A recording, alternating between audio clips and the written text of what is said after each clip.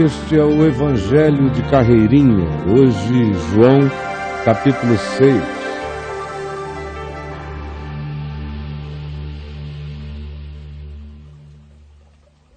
E então Jesus, depois de mais uma vez explicar o significado do Evangelho, deixou a cidade de Jerusalém e voltou para a Galiléia. E na Galiléia atravessou o mar da Galiléia, que é também conhecido como o mar de Tiberíades.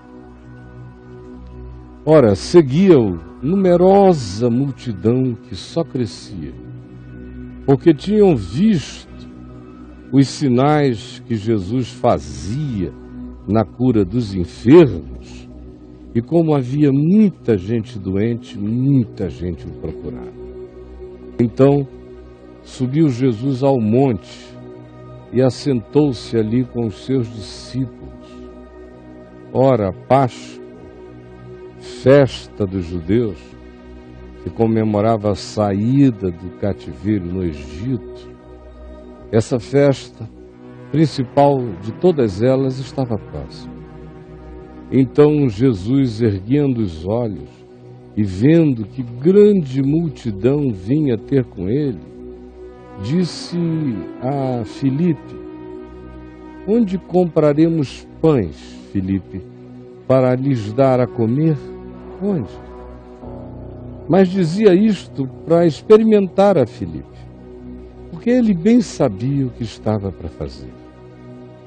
Respondeu-lhe Filipe: não bastariam 200 denários de pão, que era um dinheiro imenso, para receber cada um ainda o seu pedaço? Não seria dinheiro suficiente. Um dos seus discípulos, chamado André, irmão de Simão Pedro, informou a Jesus: está aqui um rapaz que tem 5 pães e 2 peixinhos. Mas isto, na verdade, o que é para tanta gente? Jesus o ouviu e disse: fazei o povo assentar-se, pois havia muita relva naquele lugar. E assentaram-se os homens em número de quase 5.000, e como diz uma outra narrativa semelhante, em grupos de 100 em 100, de 50 em 50. Então Jesus tomou os pães e, tendo dado graças, distribuiu-os entre eles, e também igualmente os peixes, quanto quiseram, quanto queriam.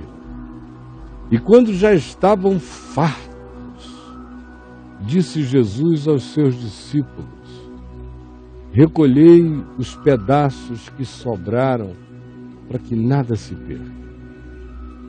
Assim, pois, eles o fizeram e encheram 12 cestos cheios de pedaços dos 5 pães de cevada que sobraram aos que haviam comido em grande multidão. Vendo, pois, os homens o sinal que Jesus fizera, disseram: este é verdadeiramente o profeta que devia vir ao mundo. Este é. Sabendo, pois, Jesus que estavam para vir, com o intuito de pegá-lo, arrebatá-lo, para o proclamarem rei, retirou-se novamente sozinho para o monte. Ora, o povo disse: este é verdadeiramente o profeta que devia vir ao mundo. Vamos fazê-lo nosso rei. Mas Jesus, sabendo que eles estavam com esse intuito de o proclamarem rei, retirou-se da cena que eles queriam transformar em cenário político. Retirou-se novamente sozinho para o monte. As intenções dele não tinham nada a ver com a tomada do poder. Ao descambar o dia, ao pôr do sol, os seus discípulos desceram para o mar e, tomando um barco, passaram para o outro lado, rumo a Cafarnaum, uma espécie de diagonal longa. Já se fazia escuro e Jesus ainda não viera ter com eles, apesar da escuridão. E o mar começava a empolar-se, agitado por vento rijo que soprava do Quênia, da depressão sírio-africana.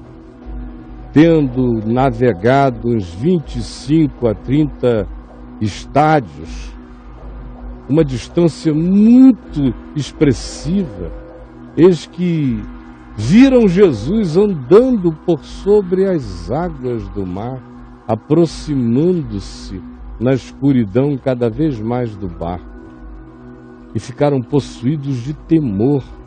Mas Jesus lhes disse: sou eu mesmo. Porque houve quem pensasse que era um fantasma. Mas Jesus disse: sou eu, não temais. Então eles, de bom grado, o receberam e logo o barco chegou ao seu destino.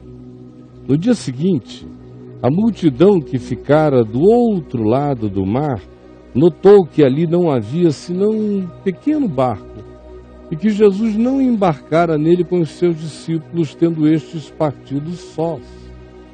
Entretanto, outros barquinhos chegaram de Tiberíades, perto do lugar onde comeram o pão, tendo o Senhor dado graças. Quando, pois, Jesus viu a multidão, ou quando a multidão viu que Jesus não estava ali com os seus discípulos, tomaram os barcos e partiram para Cafarnaum à sua procura. E tendo-o encontrado no outro lado do mar, lhe perguntaram: Mestre, quando chegastes aqui? Mestre, quando chegastes aqui, tu és a nossa Bolsa Família. Contigo por perto a gente não tem que pensar em nada, está tudo resolvido. Mas por que tu saíste à francesa? Quando é que chegaste aqui? Respondeu-lhes Jesus: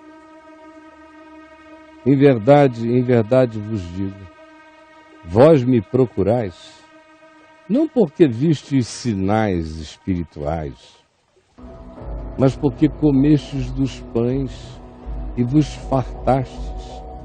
Vós me procurais por causa dessa pretensa e suposta prosperidade, por causa dessa fartura, por causa desse tipo de bênção, e não por causa da minha palavra.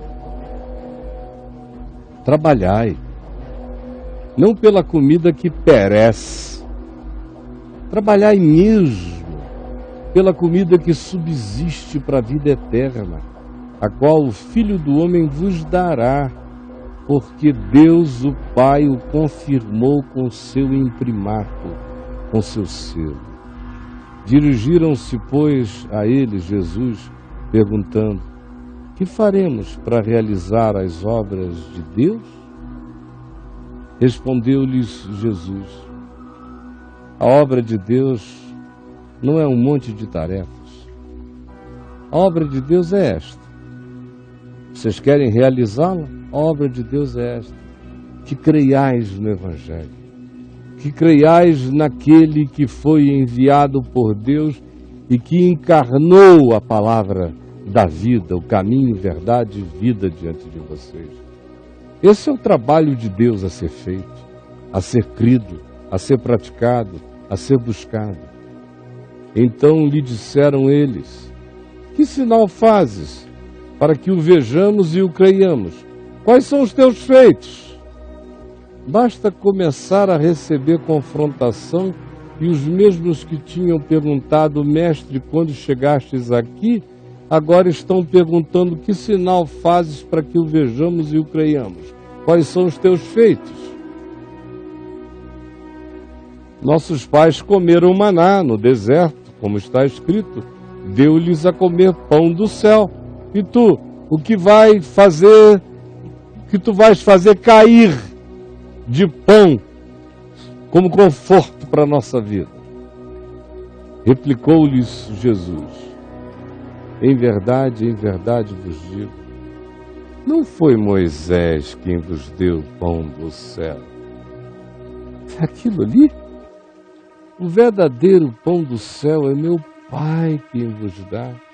Porque o pão de Deus é o que desce do céu e dá vida ao coração do homem no mundo. Então lhe disseram: Senhor, dá-nos sempre desse pão. Declarou-lhes, pois, Jesus: Eu sou o pão da vida. Eu sou o pão da vida. Vocês estão pensando que é uma hóstia que cai da celestialidade? Não. Sou eu, encarnando a palavra da verdade. Creiam em mim e vivereis. Eu sou o pão da vida. O que vem a mim, mesmo o que come de mim, jamais terá fome. E o que crê mesmo em mim, jamais terá sede. Não buscará outro recurso além de mim. Porém, eu já vos disse que embora me tenhais visto, não me credes. Embora me tenhais ouvido, não me acolheis. Todo aquele que o Pai me dá, esse virá a mim. E o que vem a mim, de modo nenhum eu o lançarei fora. Porque eu desci do céu, não para fazer a minha própria vontade, e sim a vontade daquele que me enviou. E a vontade de quem me enviou é esta: que nenhum eu perca. Essa é a grande vontade de Deus, que nenhum eu perca de todos os que Ele me deu. Pelo contrário, que eu ressuscite a cada ser humano que Ele me deu no último dia, que sejam todos feitos filhos da ressurreição. De fato, a vontade de meu Pai é que todo homem que vir o Filho e nele crer tenha vida eterna, e eu o ressuscitarei no último dia. Murmuravam, pois, de Jesus os judeus que estavam ali ouvindo essa fala, esse ensino, essas afirmações, especialmente porque Jesus dissera: Eu sou o pão que desceu do céu. Para eles, essa era uma imperdoável heresia. E diziam: Não é este Jesus, o filho de José? Acaso não lhe conhecemos o pai e a mãe? Como, pois, agora diz: Desci do céu? Ai. Respondeu-lhes Jesus: Não murmureis entre vós, falando loucuras.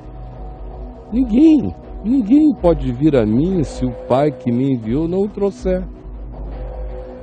Ninguém. Eu não estou esperando que vocês me compreendam, não. Vocês não decidem, não têm esse poder. Se o Pai não provocar esse amolecimento, ninguém compreende, vocês são duros.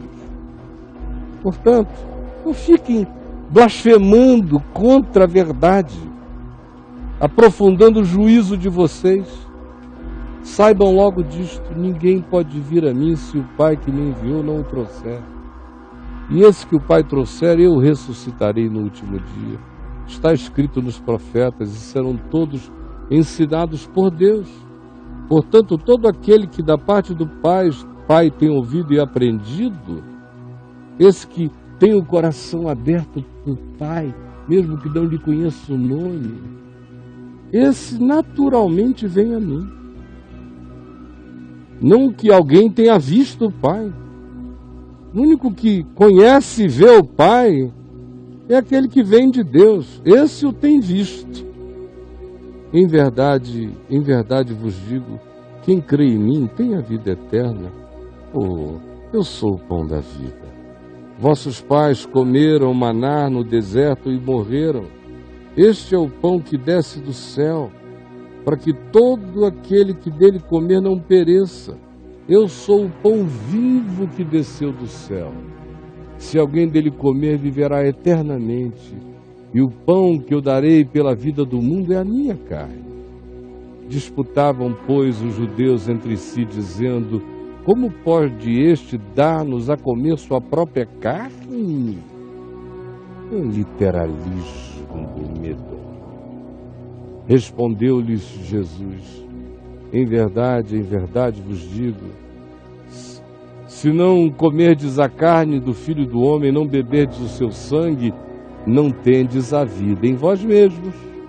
Quem comer a minha carne e beber o meu sangue tem a vida eterna, e eu o ressuscitarei no último dia.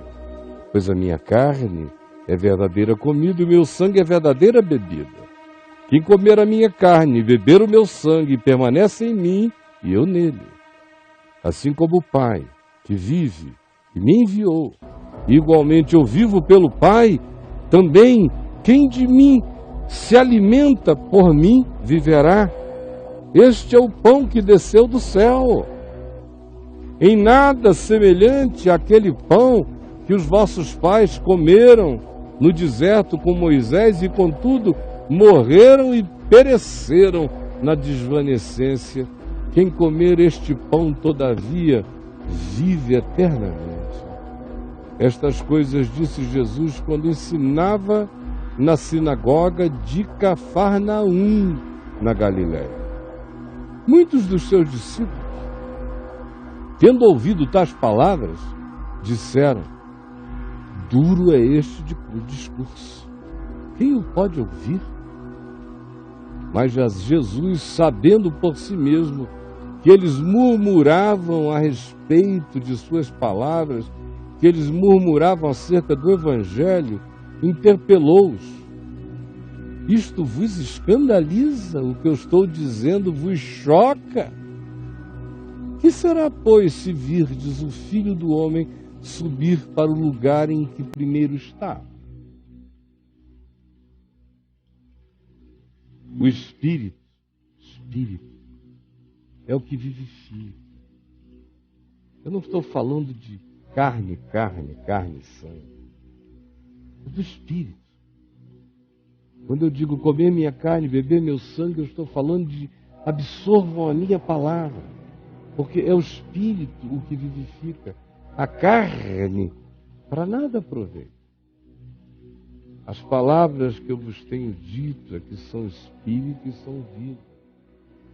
Contudo, há descrentes entre vós, pois Jesus sabia desde o princípio quais eram os que criam e quem o havia de trair. E prosseguiu: por causa disto é que eu vos tenho dito, ninguém pode vir a mim se pelo Pai não lhe for concedido. Ora, à vista do que Jesus dissera, muitos dos que antes se diziam seus discípulos o abandonaram e já não caminhavam com ele. Então perguntou Jesus aos 12: porventura quereis também vós outros retirar-vos? Respondeu-lhe Pedro: Senhor, para quem iremos? Tu tens as palavras da vida eterna, e nós temos crido e conhecido que tu és o Santo de Deus. Replicou-lhes, pois, Jesus: não vos escolhi eu em número de 12? Contudo, um de vós é diabo. Referia-se ele a Judas, filho de Simão Iscariotes, porque era quem estava para traí-lo, sendo um dos 12. Esta foi a leitura do Evangelho de Carreirinho, para mim e para você.